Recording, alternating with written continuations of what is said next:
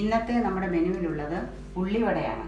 അതിനാവശ്യമായ സാധനങ്ങൾ: സവാള നീളത്തിലരിഞ്ഞത് 3 എണ്ണം, പച്ചമുളക് നീളത്തിലരിഞ്ഞത് 4, വെളുത്തുള്ളി ചതച്ചത് 1 ടീസ്പൂൺ, മുട്ട 1, ഗരം മസാല 1/2 ടീസ്പൂൺ, മുളക് പൊടി 1/2 ടീസ്പൂൺ, അരിപ്പൊടി 1 ടേബിൾ സ്പൂൺ, കടലമാവ് 2 ടേബിൾ സ്പൂൺ, മഞ്ഞൾപ്പൊടി 1/2 ടീസ്പൂൺ, നെയ്യ് 1/2 ടീസ്പൂൺ, ഉപ്പ് പാകത്തിന്, കറിവേപ്പില 1 തണ്ട്.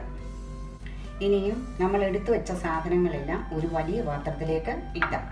ആദ്യം സവാള അരിഞ്ഞത്, പച്ചമുളക്, കടലമാവ്, അരിപ്പൊടി, വെളുത്തുള്ളി ചതച്ചത്,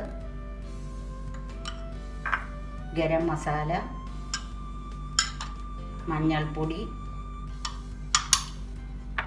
മുട്ട, ഉപ്പ് പാകത്തിന്, മുളക് പൊടി,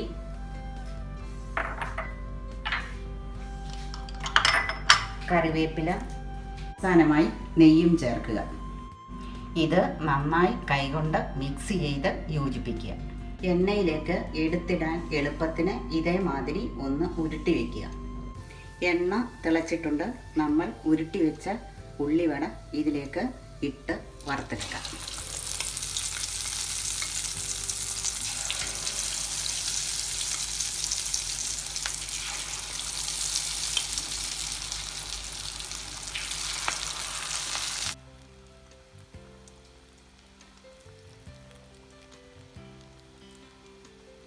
ഒരു 10-20 സെക്കൻഡ് കഴിയുമ്പോൾ നമുക്കിത് തിരിച്ചിടാം.